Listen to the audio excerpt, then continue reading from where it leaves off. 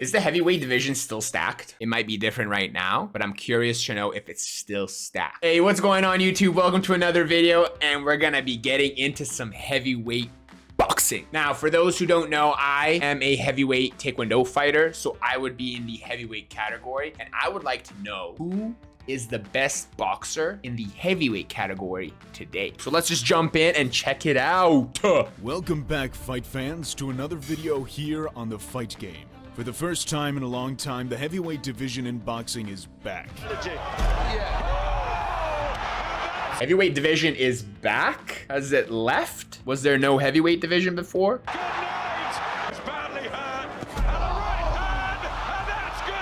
The heavyweight division is often considered the king of all divisions. Wow. Because if you were the heavyweight champion, you were above all and everyone in the sport. When the heavyweights fought, True. you were sure to watch. In the last 2 decades, however, the heavyweight division seemed to fall into a sort of lull. But in recent years, it has quickly and surely climbed back to the pinnacle of glamorized prize fighting. Is that because there was no good heavyweight fighters anymore? Or there are other fighters that were more entertaining? That's very interesting. And maybe Floyd Mayweather took over with his small body performance of going 50-0, baby.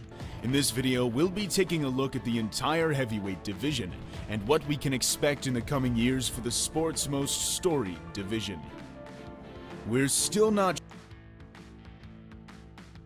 Yo, that's some WWE entrance kind of thing. Let's get it. sure who the best heavyweight is yet. Could it be Joshua, Fury, Wilder, Ruiz, or will it be the dark horse Alexander Usyk coming onto the scene? We just don't know yet. But it sure as hell is going to be fun finding out, as the heavyweight division is now jam-packed with great fighters along with great fights to be made. But hold up. Before we talk about the now, let's take a look back in the past. I mean, I could always check it up on the internet, but I wonder what the weight restrictions are for a heavyweight boxer. Like, how many kilograms do you have to be a heavyweight fighter? To see how it all began. Began with Mike Tyson. 2015, and Fury has just defeated Vladimir Klitschko to end his near 10-year reign. After Fury beat Klitschko, So that video that we saw with Tyson Fury beating Vlad ended up just ending that 10-year period of Vlad being dominant in that weight category? Damn. a new door was opened for the division, and the following month, a new up-and-coming prospect defeated Dillian Whyte in a heavyweight pay-per-view fight in London. That prospect was, of course, no other than Anthony Joshua. Oh, wow. In the space of just 2 months, the heavyweight belts had a new owner, and Anthony Joshua had just scored an incredible knockout, which really got people talking about heavyweight boxing again. 4,000 miles west, we had another major heavyweight player accumulating knockouts one after another, Deontay Wilder. As time progressed over the next couple of years, Joshua and Wilder would continue their domination in their respective countries. Wait, do they not fight each other? When do they fight, like, the best? Like, do each countries have, like, their own little thing? With their star power rising, as well as talks about a mega fight between the two. In this time, Tyson Fury would struggle with mental health problems. Fury would later overcome his differences and take the risk to take on Deontay Wilder on December 1st, 2018. While before this, Joshua would have a fight of the decade contender against Vladimir Klitschko in front of 90,000 people. Vlad was not having a good time in the heavyweight division. At Wembley Stadium. The build-up to Wilder Fury was spectacular, and the fight delivered the such anticipated excitement. Fury would birth a pure, iconic moment by amazingly getting up off the canvas after being knocked down by Wilder. Many thought he took a page out of The Undertaker's book to rise from the ground when everyone was surely convinced he'd been knocked out. The fight ended in a draw, and while the decision was unsatisfactory, the fight surely was not. How could a fight be decided as a draw if Tyson Fury got knocked down, almost knocked out, even though he pulled an Undertaker stance? You know what I'm saying? Like, Wilder obviously won, no? The boxing world was excited that now, more than ever, the heavyweight division was back in business. This time with 3 major players, Wilder, Fury, and Joshua. Okay. Just when we thought things were fairly straightforward, Joshua would suffer a shock defeat to Mexico's Andy Ruiz Jr. earlier this year in his American debut. As soon as the master plan seemed clear, the sport of boxing decided to complicate the story. The rematch is scheduled for December 7th of this year. Joshua will have a chance to redeem himself, although it is unfair for Joshua, as the public had such unrealistic expectations for his career. This is boxing. Boxers get beat. It's all part of the fight game. Wait a minute. So if he represents Mexico and they all fight each other, is it like a whole different, like, is it like America has their own league, Europe has their own league, Asia has their league? Is it like the Olympics? It's 5 continents and they all have a belt and they all have to have like a mega fight agreement. And just like that, in one night, we had a new player come onto the scene of elite heavyweight boxing. We will be making an in-depth analysis on this fight soon, so make sure you're subscribed and click the bell icon to be notified for our future uploads. A champion that can walk it like he talk it. For me, I walk it just like I talk it, baby. Wilder's next fight will come against Luis Ortiz in a rematch on November 23rd on Fox pay-per-view. In their first bout, Wilder came very close to being stopped as Ortiz rallied in the mid-rounds. The fight ended in spectacular fashion for Wilder with a classical knockout. The rematch surely poses a risk for Wilder, but he's expected to win in the typical form of a knockout. Wilder is said to be focusing more on his boxing skills now, and if his last fight is any indication Wilder is focusing more on his boxing skills, what else would he be focusing on? Of the changes that has brought, it's sure looking very dangerous for the other champions who may cross paths with him. Sick Deontay Wilder is up there with some of the most powerful punchers in boxing history. Any boxer who enters the ring against Wilder is taking a very big risk. Fury Wilder 2 is expected to take place early next year, and while Fury waits for Wilder to finish up business against Ortiz, he's decided to take a road trip to the WWE to take on Braun Strowman. Yo, what? You went to the WWE? Also, I know that this video might be old, so I might not have all the right information because obviously Fury versus Wilder 2, that already happened. But if you guys have a more current video that shows who the best heavyweight fighter is, like, leave it in the comments down below. Subscribe so you don't miss it and hit that like button, everybody. Pew, pew, pew, pew, pew. What a guy, huh? What a guy, what a guy. One man who is open to the risk of also facing Deontay Wilder is actually a newcomer onto the scene, Alexander Usyk. He said he is open to facing Wilder eventually, which could be a fantastic fight for any sports fan to watch. I don't understand it. I know I've been saying this over and over again. He is open to it. What is the Golden State Warriors? They're just gonna be like, I guess I'll be open to defend my NBA championship against the Cleveland Cavaliers. Maybe. LeBron James has been going to the finals for quite some time. I'll see how I'm feeling. There should just be one league or a few leagues where all the best fighters go. They get paid the most there, like the NBA, and they just keep going up and they always have to fight the best. Who cares about that record? It's about who is the best by beating the best. Usyk could very well be a dark horse when it comes to the heavyweight division. Usyk was the undisputed cruiserweight champion, but vacated his titles in early 2019 to move up to heavyweight in pursuit of the mega fights against the likes of Joshua, Fury, and Wilder.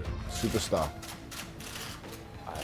Superstar. No. Superstar. No. Megastar.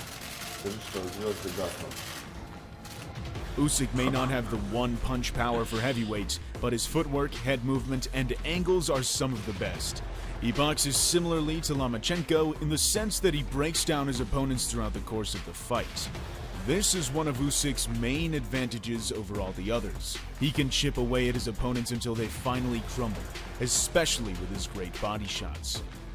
Is that what makes him really good? I don't know anything about this guy, but if he focuses on breaking down people and on his agility and footwork and movement, I'm assuming that he's like a short, small heavyweight fighter and he's just utilizing close range distance, getting in there and just kind of breaking them apart and, you know, making them feel tired for that open shot. Charismatic Ukrainian has an extensive amateur pedigree, giving him the little bit of an extra edge when it comes to his fellow opponents who are lesser skilled. Usyk is Ukraine's first ever undisputed champion. For those who don't know what undisputed means, it means that a boxer holds all of the major world title belts simultaneously. Usyk won all 4 belts last year by winning the World Boxing Super Series, but one question not many have considered is, could he become a 2-weight undisputed champion? If you guys can recommend me a video to explain boxing championship belts and their leagues and how it functions and works, because like every time they talk about, I'm a champion, no, I'm a champion, no, I'm a champion, no, I have 8 belts, oh, you have 8 belts, why? I made my belt. Then anyone, if Jake Paul, I guess, has his own belt too, right? There is not many of those in boxing history. I tried to do some research to find other names who won all major world titles in 2 weight divisions. The only name I ever found was Evander Holyfield, who became undisputed champion at both cruiserweight in 1988 and heavyweight in 1999. Can we just take a moment and admire the physique? Holyfield. I need to watch a video on this guy. He looks deezed. He looks yoked. Man, chiseled. Beefy. Holy Angelina Jolie. But at cruiserweight, he only won 3 belts, as the first WBO cruiser belt didn't come until 1 year later in 1989. That means if Usyk becomes undisputed champion at heavyweight, he will become the first ever boxer to hold 4 of the major world title belts simultaneously. I want to get that. I want to get that ball, and then you just... I might start boxing. I might just train. I don't know any boxing gyms near me or what makes a good boxing gym. In 2 weight divisions. Each of the top boxers in the heavyweight division have very contrasting styles, which really makes choosing the best very difficult. But it also means that every matchup is intriguing to watch. Wilder is undoubtedly the one with the power. Fury is the one with the skills. Joshua is the one with a bit of both. Ruiz is the one with the speed, and Usyk is the one with a fundamental and perfected boxing technicality. Is that true? I have no idea. I'm believing what this man's is saying. If you guys think otherwise, let me know. Because of this, we look to the old saying of styles make fights. The saying means that if Wilder beat Joshua and Fury beat Wilder, it doesn't mean that Fury would beat Joshua. It really depends on how the 2 styles mix in the ring. As for boxers taking losses, who cares if one of them loses? Ever since Mayweather made such a big deal about being undefeated, he's brought an unpleasant stigma about taking a loss in boxing, which isn't right, because every boxer takes a loss. Yeah, like, I mean, that's just stupid. Me personally, if you're so chicken about losing a match and your record becoming, oh my goodness, I'm 50-1 now. I'm 50-1. Like, who cares? Look at the Cleveland Cavaliers. They went from being the worst NBA team to winning a championship. What was their record? Who cares? They won the championship trophy. Also, remember the time that the Golden State had that crazy record? Went like 73-9. Remember that record? Yeah, what happened to it? Did they win? Boxing has to be fighting the best. Man. Annoying. Pacquiao has 7 losses, Mike Tyson has 6, Ali has 5. So why should we care so much if a boxer takes 1, 2, or even more losses? What we want to see is great fights. Aren't they doing what Jake Paul is doing right now? Just fighting non-boxers or fighting boxers with low skill? Do we even think Jake Paul is a good boxer? No, because who's he fighting against? People who can't box, yet his record's what? 4-0, 5-0? Who cares? Who cares? Who cares? Who cares? I think it's fair to say most fans would choose great fights over undefeated records. Amen. Any day. Ideally, if each and every top heavyweight fought one another, it's quite unlikely that they would all go undefeated. But that's not what matters. What matters is the legacy, fighting the best. That's what the fans want to see. And it does seem to be the direction boxing is heading in, as we move on from the Floyd Mayweather era into a new and better one. Right, so it was a Floyd era. See how I said that in the beginning? I guess there was a Floyd Mayweather era after maybe like the heavyweight era. Heavyweights, Floyd, now it's back to heavyweights. The question comes, who will become the undisputed heavyweight champion of the world? There must be one, and there will be one. But which one will it be? Will it be Joshua to avenge his loss in December? Will it be Fury or Wilder? Maybe Andy Ruiz? Perhaps Usyk, who has sneaked his way up the ranks? Or might it be some of the lesser-known prospects, such as Daniel Dubois? Will it be Dillian White or Joseph Parker who are in constant desire for a second chance at a world title fight? Could it be a wild card we are yet to hear of? It's almost impossible to tell. But as you can see, the heavyweight division is stacked. The possibilities are endless. Who knows what the future holds for the heavyweight division? Is the heavyweight division still stacked? This is like an old video, so it might be different right now, but I'm curious to know if it's still stacked. Thanks for watching. If you enjoyed the video, consider giving it a like to help us grow the channel. Yes. We'll see you in the next video here on The Fight Game.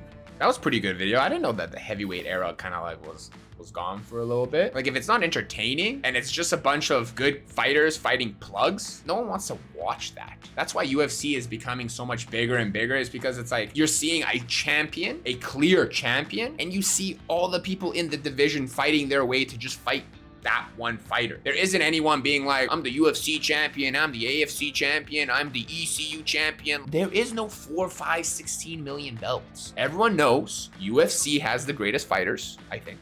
They go to UFC and they try to go get that belt. They're like, yo, I'm gonna be that category's champion in the UFC. If UFC is respected to hold all the great fighters, I'm gonna beat all the fighters, be the champion, and be challenged by the other great fighters in that division. What's all this about? I'm gonna look into it. I have 5 other guys that just started boxing that want to fight me. I'm trying to grow my record from 20-0 to 25-0, and then maybe we'll fight. Get out of here with that garbage. Get out of here. If you guys think that's garbage too, let me know. But other than that, if you guys enjoyed the video, make sure to like, comment down below, and subscribe. It helps the channel grow, and this video will be down in my description below, so do the same to this gentleman. It was great to know a lot more information about heavyweight boxers in this era, and I'm glad to see that it's coming up. But I'm also going to be on the lookout for a more recent video and see if it's still true. Peace.